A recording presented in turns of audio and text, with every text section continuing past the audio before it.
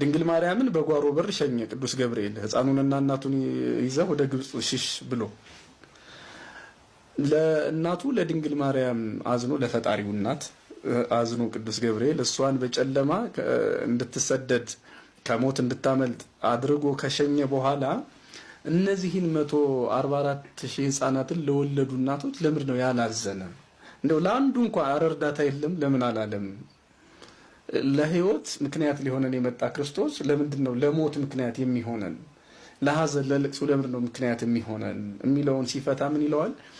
ስለነዚህ ሕፃናት መልስ የሚሰጠው ማቴዎስ 27:25 ቁጥሩን ካልተሳሳት ጲላጦስ እጁን የታጠበበት ነው። ማቴዎስ 27 ላይ አለ ቁጥር 25 እንደዛ አካባቢ እኔ ከዚህ ጻድቅ ሰው ደም ንጹህ ነኝ ብሎ ጲላጦስ እጁን ታጥቧል። ይሄ ማለት ክርስቶስ በስጋ በተወለደ 33 ዓመት ሆኖታል ማለት ነው። እነዚህ ሕፃናትም ሲታረዱ ያኔ ክርስቶስ ሲሰደድ በነበራቸው እድሜ ሲታይ የ2 ዓመትና የ1 ዓመት ሕፃናት ናቸው። ቢያድጉ በዚህ እድሜ ነው የሚሆኑት፣ ወጣቶች ነው የሚሆኑት ማለት ነው።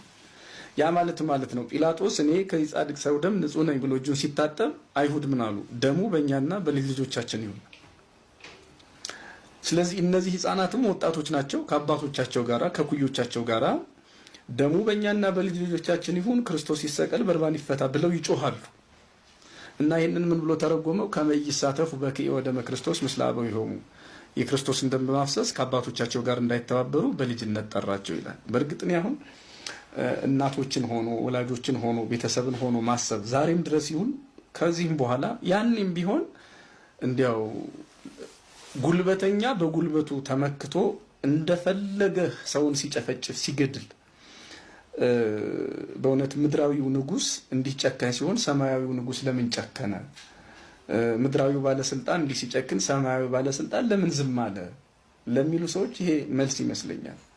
ይህ ዓለም ሰራኢ መጋቢ አለው፣ ተውባ ያለው ፈጣሪ አሳላፊም አለው። ግን አንዳንድ ጦርነቶች፣ አንዳንድ ሞቶች እኛ ሳንረዳቸው እግዚአብሔር ባወቀ የሚያመጣቸው ነገሮች አሉ። እነዚህ እናቶችና ወላጆች ወይም ጎረቤት ሰው የትኛውም ሰው በወቅቱ የሕፃናቱን እልቂት አይቶ የክርስቶስን መትረፍ አይቶ ምናልባት ይህ ዓለም በቃ ተመልካች የሌለው ለጉልበተኞች ብቻ ተላልፎ የተሰጠ እንደሆነ ሊያስብ ይችላል። ዛሬም በነገራችን ላይ እግዚአብሔር የለሾች ከሚያነሷቸው ብዙ ጥያቄዎች የመጀመሪያውና ዋነኛው ይሄ ነው። እግዚአብሔር ቢኖር ኖሮ ጉልበተኞች እንዲህ አይነት የዓለምን ነገር እያበላሹ ሌላው ጠግቦ ሌላው ተርቦ ሌላው በጣም ጠግቦ ግድግዳ ተንተርሶ ሌላው አስፋልት ላይ ወድቆ እያደረ ለምንድን ነው እንዲህ የሚሆነው? ጦርነቱ ምኑን ያዩና እግዚአብሔር ቢኖር ኖሮ ጣልቃ ገብቶ ያስተካክለው ነበር የሚሉ እንግዲህ እኛም ማናውቀው ብዙ ምክንያት አለ።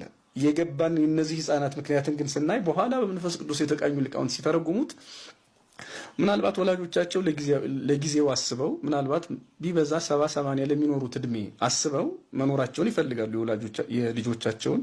እግዚአብሔር ግን ዘላለማዊውን አሰበ። ስለዚህ በወላጆቻቸው ርግማን ሳይረክሱ ወይም ደግሞ በወላጆቻቸው በታላላቆቻቸው ክፋት ሳይተባበሩ የክርስቶስን ደም ሳያፈሱ ንጹህ አበቦች ሆነው እንደውም አንዱ አበባ እነሱ ናቸው። በዚህ ወቅት ሌሎቹ የክርስቶስ አበቦች ለክርስቶስ የተቀሰሙ አበቦች ናቸው የሚታዩ። እንደዚያ ነው። ከእስጢፋኖስ ሁሉ ይቀድማሉ አይደለም? እነዚህ ያኛው ልዩነቱ እሱ ሲሰብክ ነው የሞተው በክርስቶስ ምክንያት፣ እነሱም ግን ስለ ክርስቶስ ነው የሞቱት ወይም በክርስቶስ ምክንያት ነው የሞቱት። ስለዚህ እኔ የመጀመሪያው የአዲስ ኪዳን ሰማዕታት ሁሉ ይመስሉኛል እንደዛ እንደው ያው ስላልሰበኩ ነው አፍ አውጥተው ወንጌል ስላልመሰከሩ ካልሆነ በክርስቶስ ምክንያት ነው የሞቱት። ስለዚህ ዋልቦዛ ላይ ያለ ኢቲማይሌት እኮ ሰማዕትነታቸውን ያሳያል።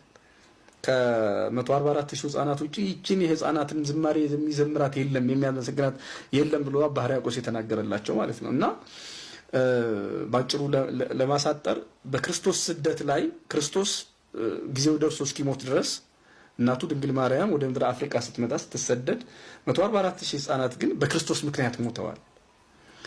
ምን ያህል ፈቃድ እግዚአብሔር ምን ያህል የእግዚአብሔር ሐሳብና የኛ ሐሳብ የተለያየ እንደሆነ ማሳያ ይመስለኛል። በጣም ወላጆች እንደው እግዚአብሔር ቢኖር የኛ ልጆች ይሄ መከራ ሊደርስባቸው አይገባም ነበር፣ ይሄ ሞት ሊደርስባቸው አይገባም ነበር ብለው ያስባሉ። ደግሞ ማሰባቸው አይቀርም። ነገር ግን እግዚአብሔር ይሄን ለምን እንዳደረገው ተጻፈ። በኋላ በኃጢአት እንዳይተባበሩ ልጆች አድገው ክርስቶስ ይሰቀል እንዳይሉ የወንበዴ ወዳጆች እንዳይሆኑ አስቀድሞ ጠራቸው፣ አስቀድሞ ወሰዳቸው። እግዚአብሔር ትክክል ነው፣ እግዚአብሔር አይሳሳትም። ያኔም ዛሬም ነገም ሊሳሳት የሚችል አምላክ የለንም ነው። እንግዲህ ስለ ስደቱ ሳስብ የመጀመሪያው ይህንን ነው የምለው።